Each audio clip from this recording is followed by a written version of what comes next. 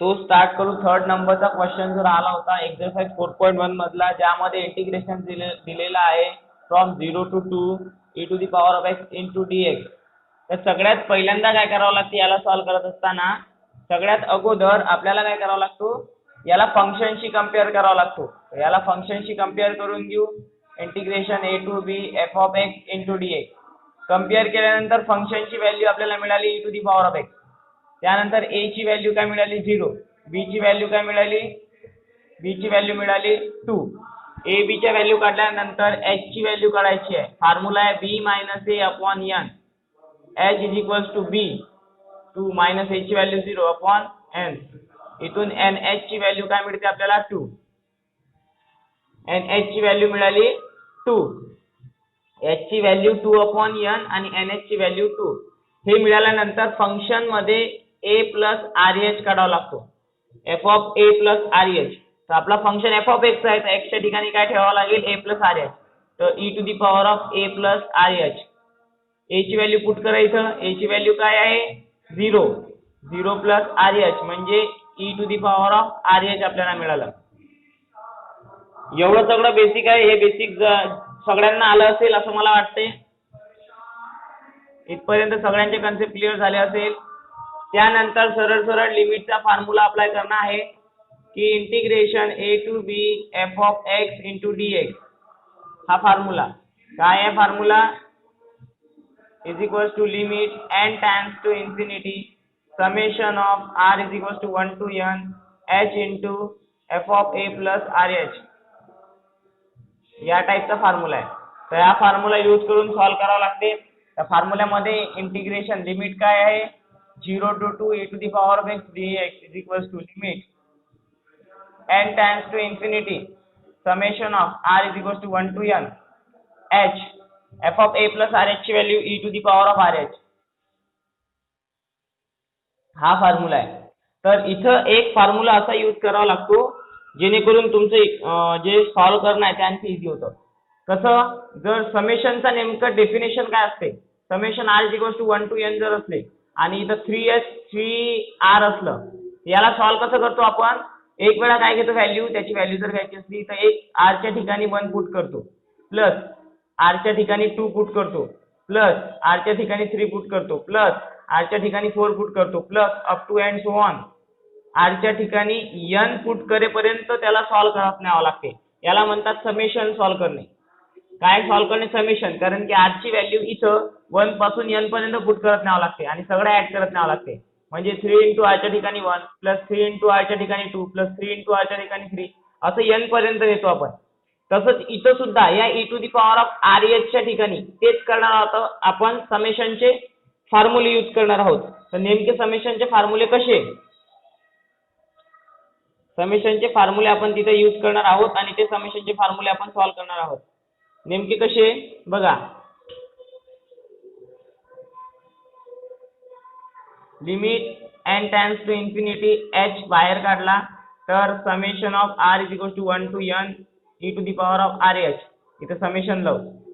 Limit n tends to infinity h, समेशनचा जर formula लावला तर e to the power of 1 जर ठेवला तर 1 म्हणजे 1 into h plus e to the power of r च्या ठिकाणी 2 ठेवा 2h plus e to the power of 3 ठेवा म्हणजे 3h plus up to and so on e च्या ठिकाणी nh.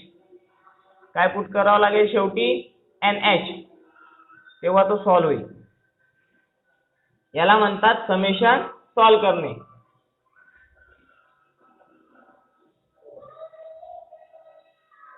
हे काय केलं आपण, त्याला समेशनच्या फॉर्मॅट मध्ये लिहिलं. आता समेशनच्या फॉर्मॅट मध्ये लिहिल्यानंतर याला आणखी इझियर वेने सॉल्व्ह करता येते.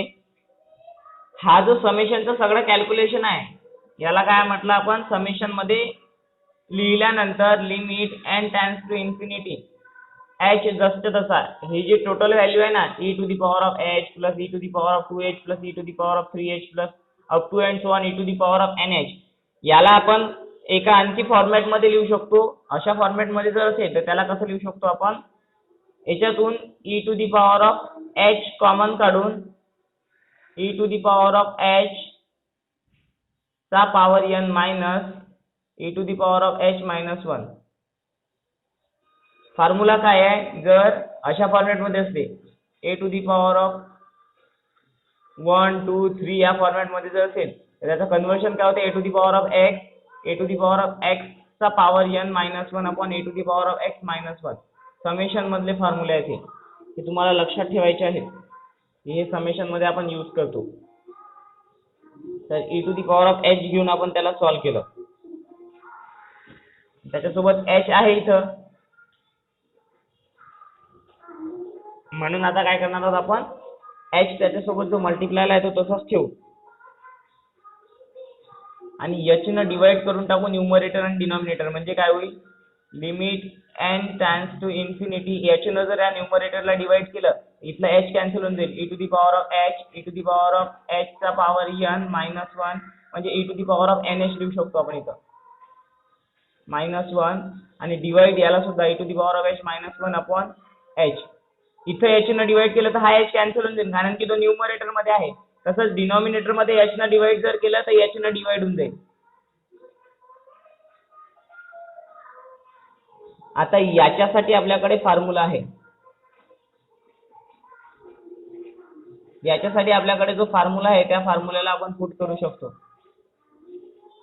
लिमिटच्या नुसार याच्यासाठी एक फॉर्म्युला आहे. लिमिट मध्ये एक फॉर्म्युला यूज केला होता. जर लिमिटचे फॉर्म्युले लर्न करायला सांगितले असेल, लर्न केले असेल, limit x tends to 0 a to the power of x minus 1 upon x जर असेल त्याचा फॉर्म्युला log a असते. Limit x tends to 0 a to the power of x minus 1 upon x जर असेल त्याची व्हॅल्यू log a आपण घेत होतो, तर याची व्हॅल्यू काय येणार आहे, log a.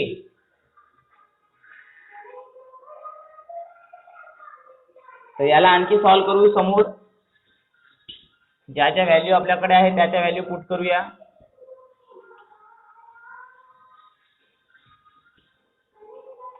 बघा, is equal to limit n tends to infinity e to the power of h जसच्या तसं e to the power of nh minus 1 upon याची व्हॅल्यू log a. फॉर्म्युलानुसार फॉर्म्युला काय, limit x tends to a जर असेल आणि e to the power of x minus 1 upon x किंवा a to the power of x minus 1 upon x जर असेल याची व्हॅल्यू log a असते, म्हणून याची व्हॅल्यू आपण log a घेतली या फॉर्म्युल्यानुसार. आता nh ची व्हॅल्यू काय काढली होती, nh ची व्हॅल्यू 2 निघाली होती आपली आणि h ची व्हॅल्यू, कारण की n टाइम्स टू इन्फिनिटी आहे, n टाइम्स टू इन्फिनिटी असल्यामुळे आपल्याला इथे डिफिकल्टी काय जाणार आहे की n ची व्हॅल्यू सरळ सरळ किंवा h ची व्हॅल्यू आपल्याला तिथं पुट करता येणार नाही. त्यासाठी आपण काय करू, आपण h ची व्हॅल्यू काय म्हटलं होतं, 2 अपॉन n म्हटलं होतं, कारण की 2 मायनस 0 अपॉन n होतं ना, म्हणजे h ची व्हॅल्यू काय येईल 2 अपॉन n. तर ही h च्या ठिकाणी व्हॅल्यू ठेवू, म्हणजे काय होईल, e to the power of 2 upon n.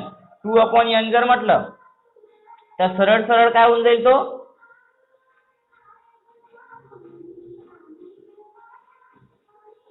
इथं मग log h घ्यावा लागेल, कारण की log a च्या ठिकाणी इथं h ची व्हॅल्यू म्हणून log h घेतलं आणि h च्या ठिकाणी ही व्हॅल्यू पुट करून देऊ. मग समोरची स्टेप होईल limit n tends to infinity e to the power of 2 upon n e to the power of n ची value 2 minus 1 upon log h ची व्हॅल्यू 2 अपॉन n. आता लिमिट जर पुट केली तर लिमिट पुट केल्यानंतर जिथं n आहे तिथं पुट काय करावं लागेल आपल्याला, इन्फिनिटी. तर e to the power of 2 upon infinity e to the power of 2 minus 1 upon मध्ये log 2 अपॉन इन्फिनिटी. जर कोणत्याही संख्येला इन्फिनिटीने डिवाइड केलं त्याची व्हॅल्यू काय येते, 0 येत असते, म्हणून e to the power of 0 e to the e square minus 1 upon मध्ये log 0. log 0 ची व्हॅल्यू 1 आणि e to the power of 0 ची व्हॅल्यू सुद्धा 1, म्हणून सरळ सरळ आन्सर e स्क्वेअर मायनस 1. ही व्हॅल्यू 1 झाली आणि ही व्हॅल्यू 1 झाली. हे आपले इंटिग्रेशनची व्हॅल्यू e स्क्वेअर मायनस 1. सरळ सरळ याला लिहू शकतो integration question 0 to 2 e to the power of x into dx is equals to e to the e square minus 1. आणि आता सरळ सरळ जर पाहायचं असेल तर सरळ सरळ सुद्धा आन्सर चेक करू शकता की आपला राईट आहे की रॉंग आहे. इथं नेमकं काय केलं, इथे एक समेशनचा फॉर्म्युला यूज केला, एवढं लक्षात ठेवा. समेशनचा फॉर्म्युला यूज केल्यानंतर इथे एक फॉर्म्युला यूज केला, दुसरा कोणता, या समेशनला आपण लिहू शकतो त्या फॉर्मॅट मध्ये, आणि नंतर एच न डिवाइड केलं, इथं लिहू शकता dividing by H, dividing by H. आणि हे कन्सेप्ट एका की समजत नाही, त्याच्यासाठी लिमिटचे फॉर्म्युले आणि लिमिट व्यवस्थित सॉल्व्ह करावं लागते आणि समेशनचा कन्सेप्ट व्यवस्थित समजून घ्यावा लागतो. आणि कुठे कुठे आपले लिमिटचे पण फॉर्म्युले, याच्यासाठी लिमिटचा फॉर्म्युला लावला तो म्हणजे लॉग ए ची व्हॅल्यू एच होती म्हणून इथं एच घेतलं लॉग एच. तर अशा प्रकारे हा थर्ड नंबरचा क्वेश्चन सॉल्व्ह होतो, जिथं आपण e to the power exponential function जर असले तर एक्सपोनेन्शियल कोणत्याही फंक्शन साठी ह्याच मेथडचा यूज करायचा. सगळ्यात अगोदर समेशन जे दिलेलं राहील त्या समेशनला काय करून घ्यायचं, व्यवस्थित लिहून घ्यायचं, एक्सपांड करून घ्यायचं. एक्सपांड केल्यानंतर शॉर्ट फॉर्म मध्ये आणायचं या फॉर्म्युलाचा यूज करून. हा फॉर्म्युला एक्सपांड केल्यानंतर तिथं जो एच असेल त्या एच ने डिवाइड करायचं. सगळे एक्सपोनेन्शियल फॉर्मॅटचे जे क्वेश्चन असेल याच मेथडनं सॉल्व्ह करायचे. जसं आता e to the power of x आलं होतं, जर तुम्हाला a to the power of something दिलेलं असेल किंवा आणखी कोणता एक्सपोनेन्शियल फॉर्मॅट दिला असेल तर तुम्हाला याच मेथडनं सॉल्व्ह करावं लागणार आहे. तर हा थर्ड नंबरचा क्वेश्चन झाला सॉल्व्ह, ज्यामध्ये आपण एक्सपोनेन्शियल क्वेश्चन सॉल्व्ह केला. यानंतर फोर्थ नंबरचा क्वेश्चन जास्त डिफिकल्ट नाही आहे. फोर्थ नंबरचा क्वेश्चन फर्स्ट नंबरच्या क्वेश्चन सारखा सॉल्व्ह करणं आहे. हा जर समजला असेल तर मग फोर्थ नंबरच्या क्वेश्चन कडे जाऊ.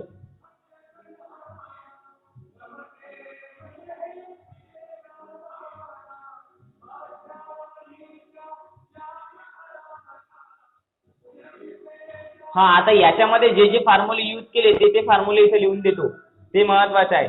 जसं अगोदर याची आपण व्हॅल्यू आपली परफेक्ट आली की नाही आली ते चेक करून घेऊ. कशी, याला डायरेक्टली सॉल्व्ह करून पाहू. याला डायरेक्टली सॉल्व्ह करून बघूया याची व्हॅल्यू सारखी आहेत किंवा राईट आली की नाही आहे ते चेक करू.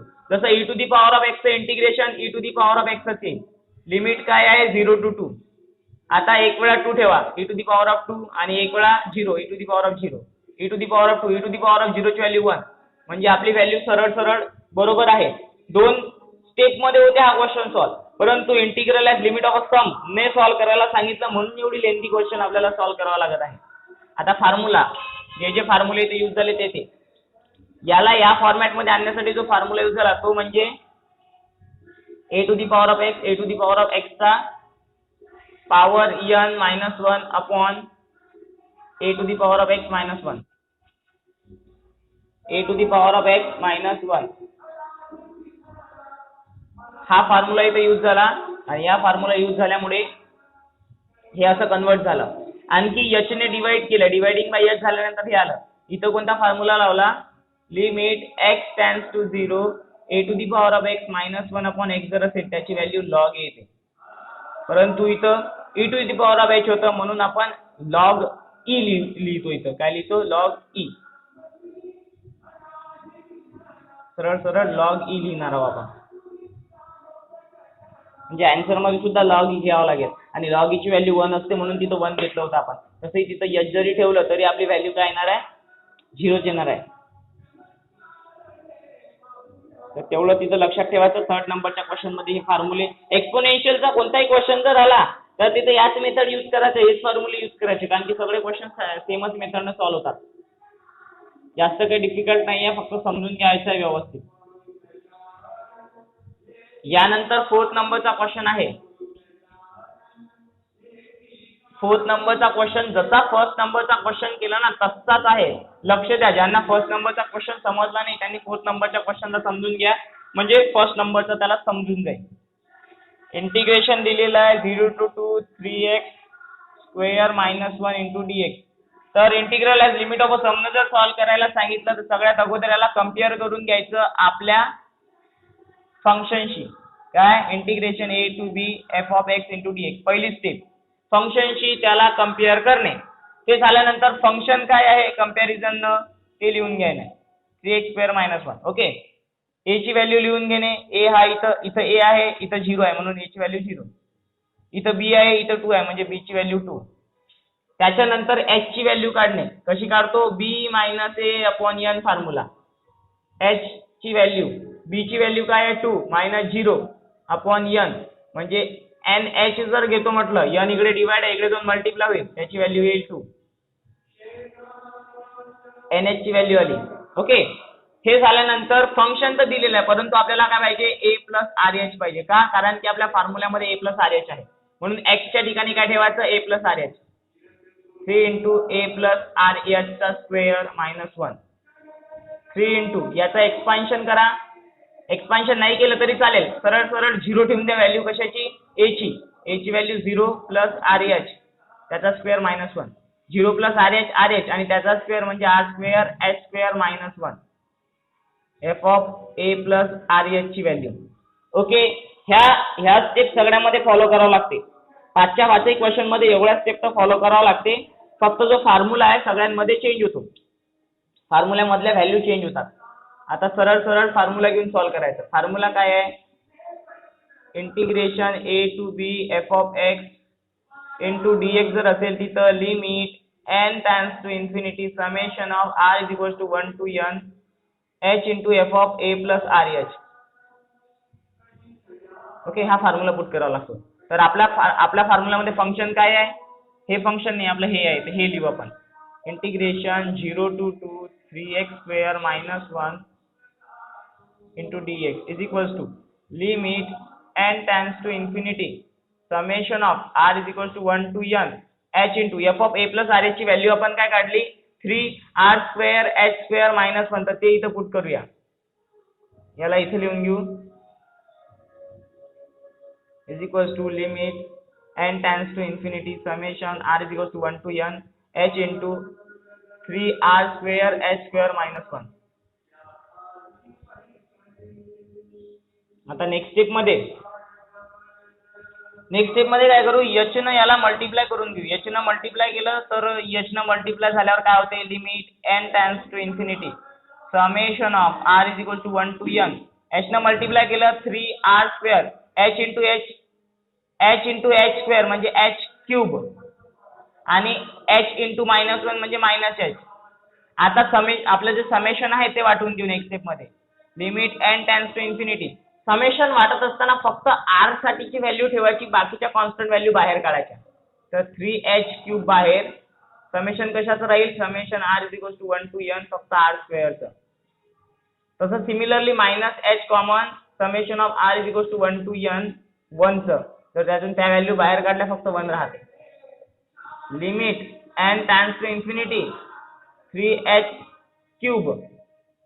r स्क्वेअर साठी फॉर्म्युला सांगितला होता summation r is equal to 1 to n, summation r is equal to 1 to n आणि r स्क्वेअर जर असेल formula n plus 1 twice n plus 1 upon 6. हा फॉर्म्युला इथं पुट करायचा. कशाच्या, याच्या व्हॅल्यूच्या ठिकाणी. हा फॉर्म्युला आहे, हा फॉर्म्युला तिथं पुट करूया. सांगितला होता मी, लक्षात ठेवायचा आहे तो.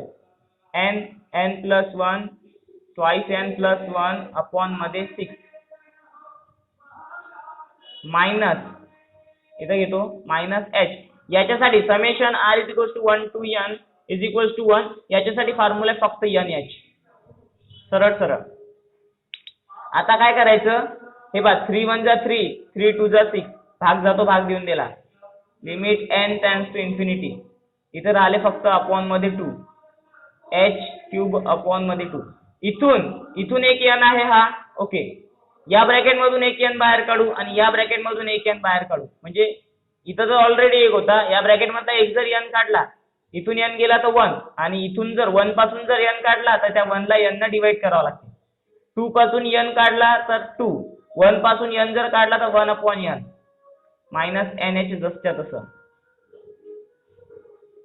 एवढी स्टेप फॉलो करावं लागते. हे लिमिट सगळ्यांमध्ये अशाच प्रकारच्या सॉल्व्ह करावं लागतात. तर एवढं समजून घ्या, कारण की आपल्याकडे nh च्या व्हॅल्यू राहते म्हणून nh ची व्हॅल्यू आपण काढत आहोत. आता नेक्स्ट स्टेप मध्ये बघा काय करायचं. इथं हा n इंटू n 3 वेळा जर मल्टिप्लाय असेल क्यूब होऊन जातो. n क्यूब आणि h क्यूब होऊन जाईल. बघा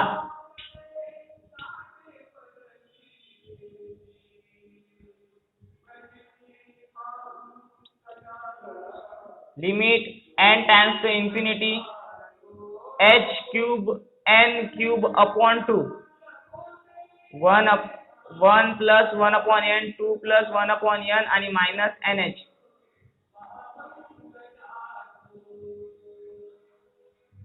त्याच्यावरून लिहिलं. आता लिमिट पुट करू शकतो. Limit n tends to infinity NH चा होल क्यूब लिहितो अपॉन मध्ये 2, कारण की आपल्याकडे NH ची व्हॅल्यू होती म्हणून आपण त्याचं लिहिलं. N आणि H वेगवेगळे लिहायचं, कन्फ्युजन झालं नाही पाहिजे दोघांच्या व्हॅल्यू मध्ये, N कोणता आणि H कोणता. आता NH ची जी व्हॅल्यू काढली होती ते सांगा, ते पुट करूया आणि लिमिट पण पुट करून देऊ. आता लिमिट कुठं कुठं पुट होईल, जिथं जिथं N आहे तिथं तिथं आपण काय करून घेऊ, इन्फिनिटी ठेवून देऊ.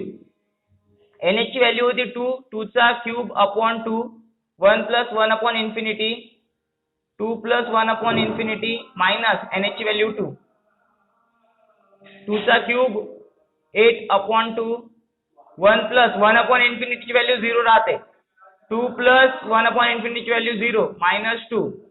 आता 2 न जर याला जर डिवाइड केलं तर 4, कारण की 4 to 8 into 1 into 2 minus 2, 4 to 8 minus 2 is equal to 6. म्हणजे आपली व्हॅल्यू काय आली 6. म्हणजे इंटिग्रेशन आपलं जो होतं 0 to 2 3x square minus 1 into dx ची व्हॅल्यू 6.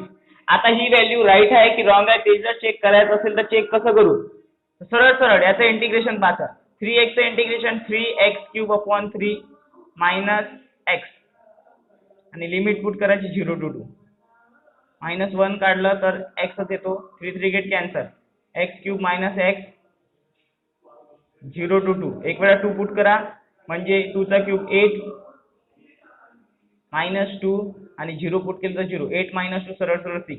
हे पहा 3 स्टेपनं सॉल्व्ह होत होतं, परंतु 3 स्टेपनं सॉल्व्ह करायला सांगितलं नाही आपल्याला, integration as limit of a sum न सॉल्व्ह करायला सांगितलं म्हणून integration as limit of a sum न सॉल्व्ह करत आहोत आणि त्यानं व्हॅल्यू काढली तर अशा प्रकारे 6 व्हॅल्यू येते. चेक करताना डिफायनाइट इंटिग्रेशनला अशा प्रकारे चेक करायचं सरळ सरळ, परंतु integral limit of a sum न जर सॉल्व्ह करायला सांगितलं तर या सगळ्या मेथडनं सॉल्व्ह करावं लागणार आहे. पहिला क्वेश्चन आणि हा क्वेश्चन सिमिलर वेनं सॉल्व्ह होतो, सगळ्यांमध्ये अशाच स्टेप फॉलो करावं लागते.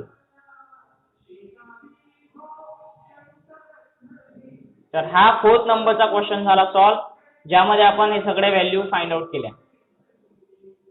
आता 5th नंबरचा राहिलेला आहे, 5th नंबरचा सॉल्व्ह करून घेऊ म्हणजे मग आपली हे एक्सरसाइज कंप्लीट होऊन जाते 4.1.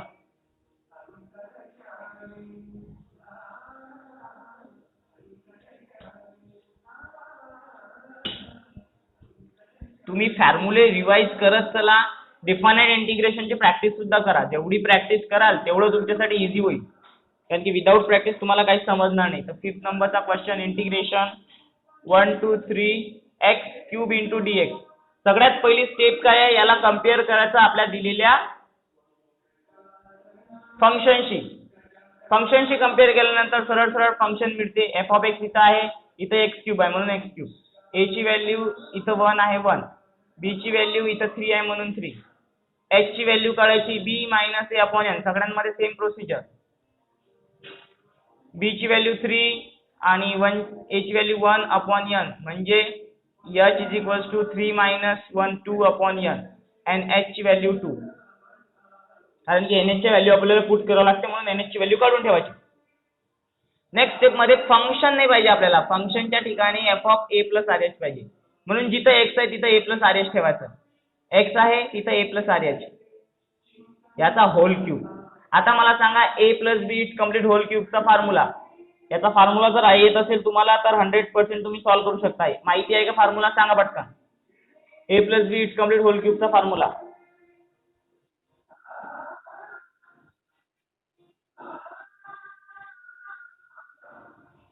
a स्क्वेअर rh नाही, a स्क्वेअर b म्हणू अगोदर, plus 3ab square plus b cube. हा फॉर्म्युला आहे. a plus b it complete whole क्यूबचा फॉर्म्युला या फॉर्मॅट मध्ये एक्सपांड होतो की फर्स्ट फंक्शनचा cube plus 3 into first function square into second function plus 3 into first function second फंक्शनचा square plus second फंक्शनचा क्यूब. तर याला फर्स्ट फंक्शन म्हणायचं, याला सेकंड फंक्शन म्हणायचं आणि क्यूबचा फॉर्म्युला एक्सपांड करायचा. कसं, a cube plus 3 into a square rh plus 3a into rh चा square plus r cube h cube. Formula expand केला, a cube plus 3a square rh plus 3a r square h square plus r cube h cube. आता a ची value जे जे दिलेली आहे ते put करायची. a ची व्हॅल्यू काय आपल्याकडे 1, 1 चा क्यूब 1 प्लस 3 इंटू 1 चा स्क्वेअर 1 इंटू rh म्हणजे RHS येईल plus 3 into 1 into r square h square plus r cube h cube म्हणजे नेमकी त्याची व्हॅल्यू काय येईल f of a plus RH ची value 1 plus 3RH plus 3RH r square h square plus r cube h cube ही value आपल्या कशाची आली फंक्शनची फंक्शन मधले a प्लस RH ची. आता सरळ सरळ फॉर्म्युला एक्सपांड करायचा. फॉर्म्युला एक्सपांड केला की आपला क्वेश्चन सॉल्व्ह होतो. तर एवढं सगळं हे बेसिक आहे हे लक्षात ठेवायचं आहे. याच्याच बेसिसवर मग क्वेश्चन सॉल्व्ह होतात आपले. त्याला एक्सपांड केल्यानंतर बघा आता सरळ सरळ लिमिट अप्लाय करू. आपला फॉर्म्युला एक्सपांड करू इंटिग्रल लिमिट ऑफ समचा तो आहे integration a to b f of x into dx is equal to limit n tends to infinity summation of n is r is equals to 1 to n h into f of a plus rh. तर इथं आपला function काय आहे integration 1 to 3 x cube dx is equals to limit n tends to infinity summation r is equals to 1 to n h into f of a plus rh ची value ही total 1 plus 3rh plus 3r square h square plus r cube h cube. Okay तर आता हा h ज्यांना ज्यांना multiply आहे त्यांना multiply करू शकतो. सगळ्यांनाच मल्टिप्लाय करू. Limit n tends to infinity summation r is equals to 1 to n. 1 ला जर मल्टिप्लाय केला तर 1 प्लस 3 r याला मल्टिप्लाय केलं h into h square plus 3r square याला जर मल्टिप्लाय केलं h square into h म्हणजे h cube plus r cube h into h cube म्हणजे h चा पॉवर 4. आता समेशन सगळ्या ठिकाणी वाटून देऊ. Limit n tends to infinity summation जर वाटलं तर फक्त r ची व्हॅल्यू ठेवायची बाकीच्या व्हॅल्यू समेशनच्या बाहेर घ्यायच्या. इथं r ची व्हॅल्यू आहे का नाही म्हणून h ला बाहेर घेऊन घेऊ. फक्त तिथं काय summation r is equals to 1 to n 1 plus r ची व्हॅल्यू ठेवायची समेशन मध्ये बाकीच्या व्हॅल्यू बाहेर म्हणजे 3h square बाहेर summation of r is equals to 1 to n into r plus इथून 3h cube बाहेर कारण की फक्त समेशन r च्या व्हॅल्यूला देतो. r is equals to 1 to n r चा दिलेला आहे म्हणून r square plus h power 4 बाहेर summation of r is equals to 1 to n r cube. तुम्हाला मी व्हॅल्यू सांगितल्या होत्या. समेशन 1 ची व्हॅल्यू n राहते त्या सगळ्या व्हॅल्यू इथं पुट करायच्या. h into h value n plus 3h square याची व्हॅल्यू राहते n into n plus 1 upon 2 plus 3h cube summation of r square ची व्हॅल्यू राहते n plus 1 twice n plus 1 upon मध्ये 6 आणि प्लस h पॉवर 4 जरच्या तसा r cube ची value तुम्हाला सांगितली नव्हती ती राहते n square n plus 1 चा होल स्क्वेअर अपॉन मध्ये 4. काय असते n square n plus 1 चा होल स्क्वेअर अपॉन मध्ये 4. हे सगळ्यांना लिमिट आहे म्हणून ब्रॅकेट. बघा एवढं सगळं सॉल्व्ह केलं आपण. आता बघा इथून n कॉमन काढायचा इथून या ब्रॅकेट मधून इथून या ब्रॅकेट मधून सगळ्या ठिकाणावरून n बाहेर काढायचा आपल्याला. तर बघा n कसा बाहेर निघते मग सॉल्व्ह होईल क्वेश्चन. इथपर्यंत झाल्यानंतर नेक्स्ट स्टेप मध्ये आपण n बाहेर काढूया सगळ्या ठिकाणावरून म्हणजे आपल्याला nh च्या फॉर्मॅट मध्ये क्वेश्चन भेटतो कारण की nh ची व्हॅल्यू आपल्याकडे आहे. Limit n tends to infinity हा nh जसा तसा प्लस 3h स्क्वेअर इथून एक n तर ऑलरेडी आहे इथून जर n काढला तर n स्क्वेअर होऊन जाईल. मग उरते काय इथून n जर निघाला तर 1 आणि इथून n जर निघाला तर 1 upon n आणि अपॉन मध्ये 2 3 upon 2 करून घेतो प्लस हा 6 3 1 जा 3 3 2 जा 6 म्हणजे h क्यूब अपॉन 2. हा एक n ऑलरेडी आहे इथला एक n आणि इथला एक n बाहेर घेऊ म्हणजे 3 काय होऊन जाईल n क्यूब. n जर बाहेर काढला तर 1 इथून जर काढला तर अपॉन मध्ये n 2 पासून n जर काढला तर 2 1 पासून n जर काढला तर 1 upon n plus h power 4. n square आहे हाई स्क्वेअर दिलेला आहे तर n चा स्क्वेअर होईल तो इथून n स्क्वेअर आपण बाहेर घेऊ. n स्क्वेअर जर बाहेर घेतला तर n स्क्वेअर आणि n square n power 4 bracket मध्ये 1 + 1/n² चा स्क्वेअर आणि अपॉन मध्ये 4 जच्या तसे. आता नेक्स्ट स्टेप मध्ये लिमिट अप्लाय नाही करायची, अगोदर एन ची व्हॅल्यू सगळ्या ठिकाणी पुट करून देऊ, नंतर लिमिट पुट करू. Limit n tends to infinity nh plus n² h² म्हणजे 3/2 nh चा स्क्वेअर 1 + 1/n. इथं n स्क्वेअर n h चा क्यूब, कारण की n³ h³ n h चा क्यूब अपॉन मध्ये 2 1 + 1/n आणि 2 + 1/n. इथं प्लस मध्ये nh चा पॉवर 4 1 + 1/n² चा स्क्वेअर आणि अपॉन मध्ये 4. आता इथं nh ची व्हॅल्यू पुट करू आणि लिमिट ची value n tends to infinity, जिथं जिथं n आहे तिथं तिथं इन्फिनिटी पण पुट करू आणि nh ची व्हॅल्यू जी काढली होती ते पण पुट करू. nh ची व्हॅल्यू काय काढली होती आपण? nh ची व्हॅल्यू काय काढली होती? 2 काढली होती ना. हा, तर ते 2 पुट करणार आहोत. Limit n tends to infinity 2 + 3/2 2 square आणि 1 + 1/n प्लस 2 चा cube upon 2 1 + 1/n 2 + 2/n plus 2 चा पॉवर 4 1 + 1/n² चा स्क्वेअर आणि अपॉन मध्ये 4. लिमिट पुट करायची आहे. आता हे 2 आहे, limit n tends to infinity, किंवा लिमिट पुट करून देऊ. आता जिथं जिथं n आहेत ना तिथं तिथं इन्फिनिटी ठेवा.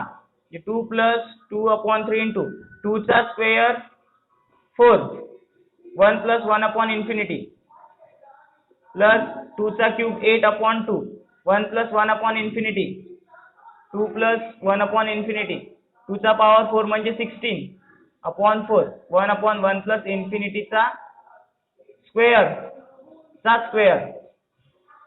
म्हणजे जिथं जिथं n आहे तिथं तिथं आपण काय पुट केलं? इन्फिनिटी पुट केलं. म्हणजे काय होईल? आपला क्वेश्चन व्यवस्थित सॉल्व्ह होईल. आता 1/∞ ची व्हॅल्यू काय असते? 0 असते.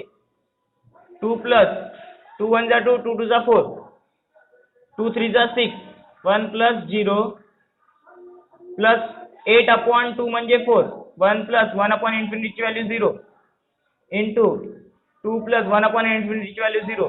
16 ला जर 4 ने डिवाइड केलं तर 4 1 + 1/∞ ची व्हॅल्यू 0 आणि त्याचा स्क्वेअर असला तरी 0 आणि याचा स्क्वेअर आहे तर तोही 1 चा स्क्वेअर 1च होईल. 2 + 6 6 1 6 plus 4 into 1 into 2 4 2 8 plus 4 into 1 चा स्क्वेअर 1 म्हणजे 2 + 6 प्लस 8 प्लस 4. याचं कॅल्क्युलेशन करायचं. याचं कॅल्क्युलेशन काय? 8 8 + 8 60 60 प्लस 4 20 = 20. म्हणजे आपला आन्सर इंटिग्रेशन 1 2 3 x³ × dx ची व्हॅल्यू येईल सरळ सरळ 20. आता हे 20 आहे की नाही आहे हे जर चेक करायचं असेल तर डायरेक्टली चेक करू शकतो आपण. आता डायरेक्टली कसं चेक करू शकतो? तर डायरेक्टली चेक करण्यासाठी आपल्याकडे एक मेथड आहे, ती म्हणजे डायरेक्टली डेफिनेट इंटिग्रेशन मध्ये पुट करायची आणि त्याचं इंटिग्रेशन मध्ये पुट करून पाहायचं की त्याची व्हॅल्यू 20 येते का. बघा कसं दाखवतो डायरेक्टली करून. तर हे अशा प्रकारे सगळं स्टेप वाईज जर सॉल्व्ह करत आलं तर हे डेफिनेट इंटिग्रेशनचे क्वेश्चन आपण सॉल्व्ह करू शकतो. आता